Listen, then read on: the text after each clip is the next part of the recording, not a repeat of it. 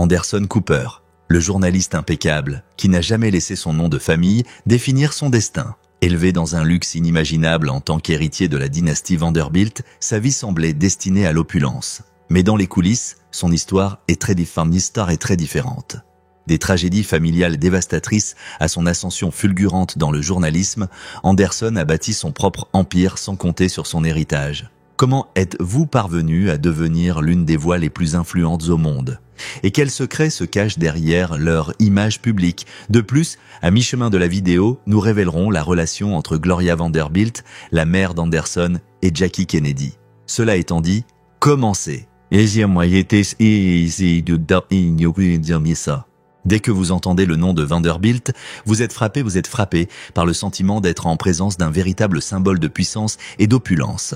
Cornelius Vanderbilt, le patriarche de cette dynastie, a bâti un empire imposant basé sur les chemins de fer et le transport maritime au milieu du XIXe siècle. Au fil des années, cet héritage a atteint un statut légendaire. Les fortunes considérables générées ont façonné l'image d'une famille qui, à une époque, possédait des actifs qui vaudraient aujourd'hui des centaines de milliards de dollars. Cependant, à chaque génération qui passe, l'extravagance et les dépenses somptueuses commencent à éroder cet empire apparemment indestructible. C'est au milieu de ce contexte de luxe excessif et d'attentes sociales étouffantes que naît Gloria Vanderbilt, la mère de notre protagoniste. Elle a hérité d'une partie de la fortune dans les années 1920, alors que la famille était encore à son apogée, et elle a canalisé sa renommée pour forger un style unique dans le monde de la mode et du design. Porter une de ses créations est devenue, à un certain moment, un symbole de modernité et d'audace. Cette femme, en plus de faire la une des journaux et d'attirer des fans, a inculqué à Anderson l'importance de la créativité,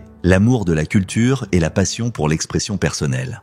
Grandir sous l'aile de Gloria Vanderbilt signifiait profiter d'un environnement où l'art, les conversations sophistiquées et la présence de personnalités influentes étaient considérés comme acquis. Mais loin d'être un paradis éternel, cet environnement était aussi le théâtre de pressions et de tragédies bien réelles. Anderson savait depuis son enfance que l'éclat de son nom de famille s'accompagnait d'une charge émotionnelle intense. Son père, Wyatt Cooper, était un écrivain et scénariste qui apportait un équilibre à la famille. Mais sa mort, alors qu'Anderson n'avait que 10 ans, laissa une marque profonde. L'absence de son père l'a forcé à regarder le monde avec plus de maturité, à réfléchir à la fragilité de la vie et à regarder avec un regard neuf les défis auxquels sa famille a été confrontée. Comme si cela ne suffisait pas, la tragédie a frappé encore plus brutalement en 1988, lorsque le frère d'Anderson, Carter, s'est suicidé dans un épisode si douloureux qu'il est resté gravé dans la mémoire de sa mère, qui a été témoin de l'événement, incapable de l'arrêter. Cette blessure familiale a façonné la détermination presque inébranlable d'Anderson.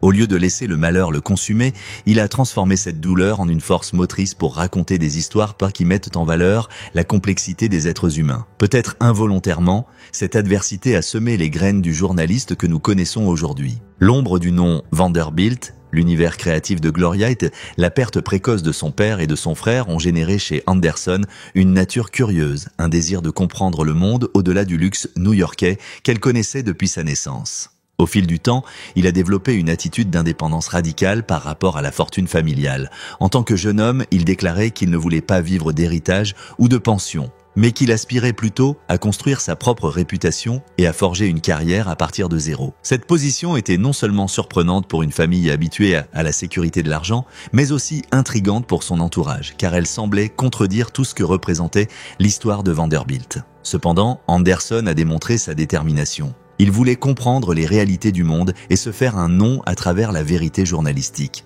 Il a laissé son esprit agité le guider à travers des rebondissements que peu de gens auraient attendu de quelqu'un avec son éducation et ses capacités. Sa quête, en réalité, était une sorte d'évasion contrôlée du confort pour pénétrer dans des territoires où, selon lui, se trouvait l'essence authentique de la vie et de l'actualité. La première étape vers ce destin audacieux l'a conduit à l'université de Yale, où il a obtenu son diplôme en 1989 avec une détermination encore plus ardente à rechercher la vérité. Pourtant, son entrée dans le journalisme n'a pas été aussi conventionnelle que beaucoup pourraient le penser. Muni d'une fausse carte de presse, il s'est rendu dans des zones de conflit, déterminé à capturer la réalité que peu de médias osaient exposer. Cette audace, ce courage sans peur sont devenus sa signature personnelle. Anderson a voyagé dans des pays ravagés par la guerre et la pauvreté, utilisant des caméras empruntées et des ressources minimales pour filmer des reportages qu'il vendait ensuite à de petites chaînes. Il semblait n'avoir aucune peur, ou peut-être que sa peur était surmontée par son besoin de partager les histoires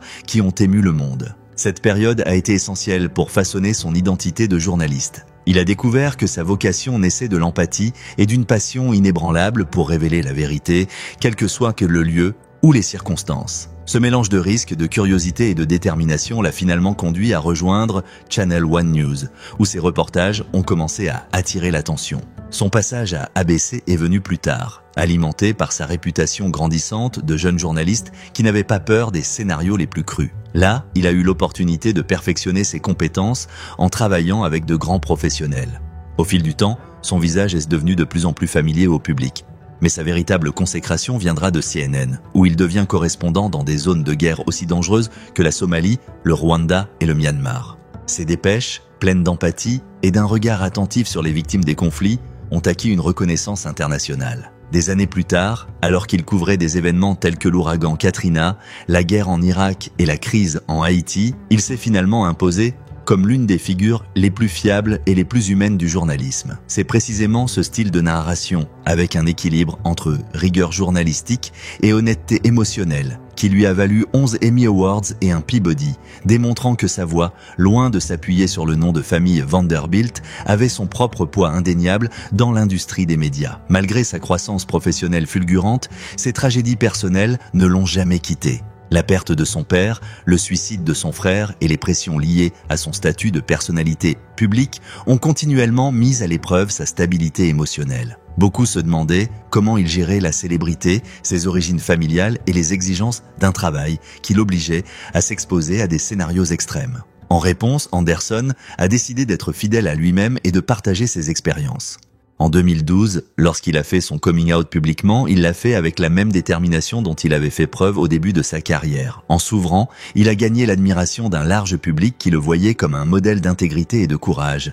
Garder sa vie personnelle aussi privée que possible faisait partie de sa stratégie pour maintenir son équilibre. Cependant, à certains moments, les caméras n'ont pas hésité à suivre chaque étape de ses romances, notamment sa relation avec Benjamin Mézani, avec qui elle a fondé un foyer et a décidé de fonder une famille. Devenir père de 2 enfants fut peut-être l'un des moments les plus émouvants de sa vie, car cela marqua un nouveau chapitre de responsabilité et de tendresse qui contrastait avec la dureté des guerres et des catastrophes qu'il couvrait habituellement. Nous passons maintenant à la vie de luxe et de richesse d'Anderson Cooper. Même au milieu de cette carrière passionnante et de ses expériences familiales douces amères, Anderson n'a jamais été complètement détaché de la fortune familiale. Non pas parce qu'il l'a reçue directement, mais parce que l'image d'un homme qui pouvait se permettre certains luxes même sans le vouloir flottait toujours autour de lui. Avec un salaire d'environ 25 millions de dollars par an et grâce à des investissements judicieux, il a pu se constituer une fortune très solide. Bien qu'il ait lui-même affirmé que l'héritage Vanderbilt ne faisait pas partie de sa vie, la réalité est que sa mère, Gloria Vanderbilt, lui a laissé un héritage qui ne se limitait pas à l'argent, mais aussi à la vision d'une personne capable de prendre des risques et d'apprécier la beauté de la vie. Cet héritage spirituel était évident dans la façon dont Anderson sélectionnait ses propriétés. Il ne recherchait pas simplement l'ostentation, mais des espaces qui lui permettraient de se réfugier et en même temps d'élargir ses perspectives. C'est ainsi qu'au fil des années, il acquiert plusieurs propriétés de rêve. Parmi eux, un manoir dans le Connecticut évalué à des millions de dollars, avec de vastes jardins, 18 chambres et une piscine chauffée qui vous donne la possibilité de vous détendre, même en plein hiver.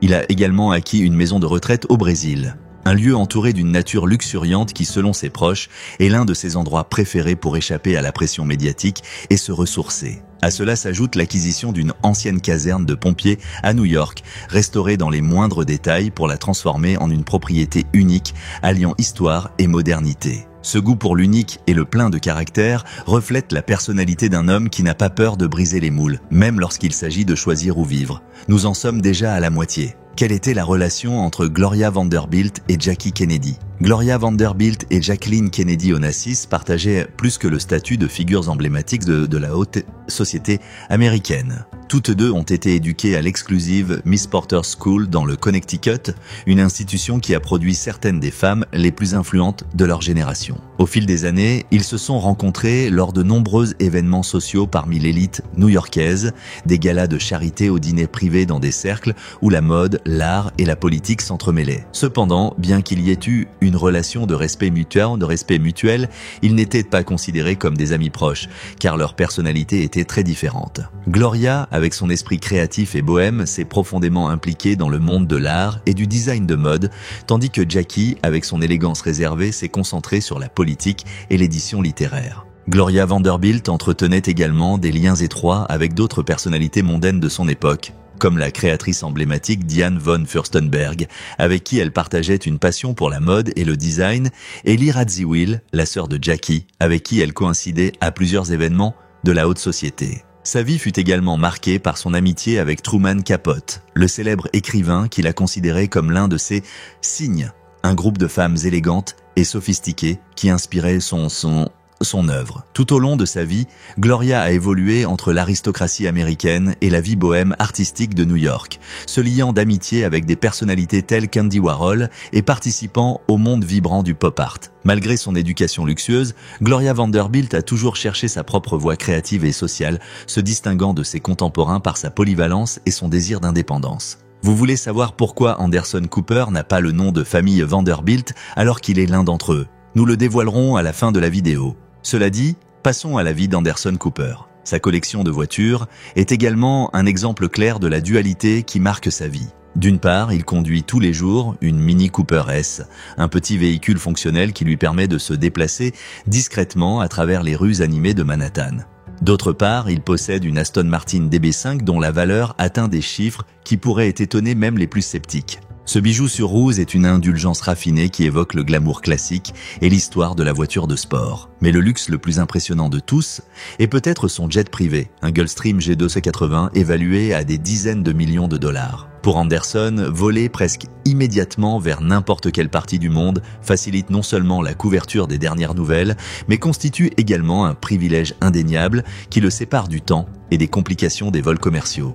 Aucune photo d'Anderson Cooper ne serait complète sans mentionner son rôle d'investisseur et de philanthrope. Loin de se limiter à l'achat de produits de luxe, il a diversifié son argent dans des actions de grandes entreprises technologiques comme Apple, Netflix et Tesla, comprenant que l'avenir se dirige vers l'innovation et la connectivité mondiale. Il a également sauté sur l'occasion d'entrer dans le monde des crypto-monnaies en investissant plusieurs millions dans des projets qui, selon lui, ont un grand potentiel de transformation économique. Mais au-delà des chiffres, il y a un cœur de solidarité qui s'est exprimé à maintes reprises. Anderson a fait don de sommes importantes à la fondation Elton John contre le sida et à l'American Stroke Association, honorant la mémoire de son père et de son frère tout en contribuant à la lutte contre les maladies qui touchent des millions de personnes.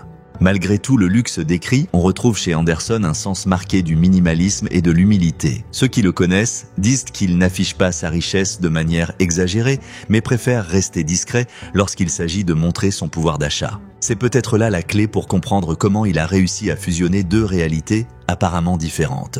Contradictoires, l'influence d'une famille au passé doré, et la volonté de se forger un chemin basé sur le travail journalistique et la crédibilité professionnelle. En lui, on retrouve la sophistication qui vient de son héritage culturel et la ténacité d'un homme qui a été endurci dans des endroits où l'argent ne peut pas faire grand-chose ou rien pour aider à coexister. Cette tension entre une vie de luxe et une vocation à raconter les histoires les plus difficiles définit une grande partie de son attrait médiatique. Les téléspectateurs sont intrigués par la vision de Vanderbilt, faisant son reportage au milieu des décombres et des zones de conflit, comme s'il voulait effacer les différences entre lui et les personnes qui souffrent des ravages de la guerre ou des catastrophes naturelles. Un autre aspect fascinant est sa relation avec le pouvoir politique. Bien qu'il n'ait jamais été candidat à une élection ou n'ait jamais cherché à occuper un poste public, son travail lui a donné accès au plus haut niveau de la politique américaine et internationale. En rencontrant des présidents, des premiers ministres et des dirigeants de tous bords, Anderson s'est bâti une réputation d'orateur direct et pragmatique. Son style franc, qui se passe de flatterie ou de discours creux, a mis plus d'un mal à l'aise, mais il a également été essentiel pour gagner en crédibilité auprès du public. Il n'a jamais caché ses opinions personnelles sur des sujets sensibles, mais il a toujours maintenu une approche professionnelle qui privilégie les faits aux opinions personnelles. C'est cette combinaison d'accessibilité et de rigueur que beaucoup associent à son succès, une sorte de marque de fabrique qui le rend instantanément reconnaissable, même dans un paysage médiatique saturé. Dans les cercles les plus intimes de l'industrie journalistique, on dit qu'en plus de ses bons contacts, Anderson a cultivé de solides amitiés avec diverses célébrités et même certaines personnalités du monde des affaires et de la culture. Dans le même temps, sa personnalité réservée a suscité des théories et des spéculations sur sa vie privée. On dit que ses relations incluent tout le monde, des icônes d'Hollywood aux manias influents, mais il a toujours fait preuve d'astuce pour ne pas transformer ses relations en spectacle médiatique. Il préfère que les histoires de sa vie personnelle ne soient connues que dans la mesure où il choisit de les partager, dans le but de séparer la personnalité publique de l'homme qui a vécu la douleur, la perte et de profondes transformations. Cette division, si difficile à maintenir quand on travaille dans la communication, le maintient les pieds sur terre selon ses proches. Le passage du temps a également appris à Anderson l'importance de réguler son énergie. Les exigences des voyages constants, de la nécessité de se tenir au courant de l'actualité mondiale et de maintenir une santé optimale ne sont pas une tâche facile. C'est pour cette raison qu'il se murmure qu'il suit une routine d'exercice constante et qu'il surveille méticuleusement son alimentation, sans toutefois en faire une obsession publique. Pour lui, la santé est un pilier fondamental, car il comprend que son corps et son esprit doivent être alignés pour répondre rapidement à toute nouvelle, à tout événement majeur qui justifie sa présence sur le terrain. Quel que soit son style de vie, il conserve cet air élégant, presque aristocratique, hérité de sa mère, une sorte de distinction naturelle qui, combinée à sa carrière de journaliste intrépide, fait de lui une figure hybride, difficile à classer dans un seul moule. Eh bien, pourquoi alors Anderson Cooper n'a-t-il pas le nom de famille Vanderbilt ? Anderson Cooper a décidé de ne pas prendre le nom de Vanderbilt parce qu'il voulait forger sa propre identité loin de l'énorme ombre de la fortune et de l'héritage familial. Bien qu'il soit un descendant direct de l'une des dynasties les plus riches des États-Unis, il a toujours estimé que le nom de famille de son père, Cooper, représentait mieux ses valeurs et ses aspirations. Anderson a déclaré à plusieurs reprises qu'elle n'avait jamais voulu compter sur sa lignée pour réussir, préférant construire sa carrière grâce à ses propres efforts et à son authenticité. La vie de ce journaliste a été rendue belle grâce à sa détermination, à la conscience de ses privilèges et à son appréciation de la douleur des autres. Chaque voyage, chaque interview, chaque événement caritatif, chaque investissement financier et chaque drame personnel sont tissés dans un récit captivant qui continue d'être écrit, prouvant que la richesse matérielle peut se multiplier et pourtant passer au second plan lorsque la passion d'informer le monde est en jeu. Et Anderson Cooper est plus qu'un communicateur, il est un témoignage vivant de la capacité humaine,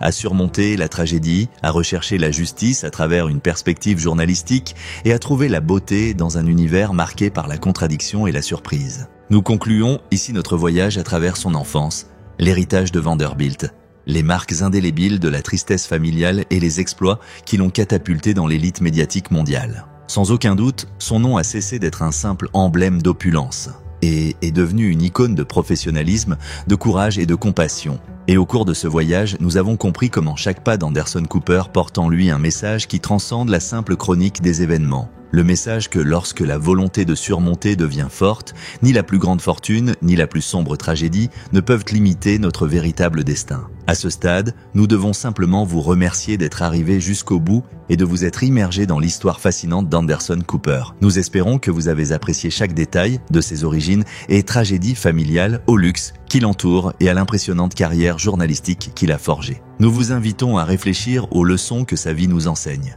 à la valeur de poursuivre nos passions et à l'importance d'affronter les difficultés avec courage et détermination. Si vous avez trouvé ce voyage dans leur monde inspirant et révélateur, n'oubliez pas d'aimer et de vous abonner pour découvrir d'autres histoires qui remettent en question nos perceptions de la célébrité, de la richesse et du véritable sens du succès.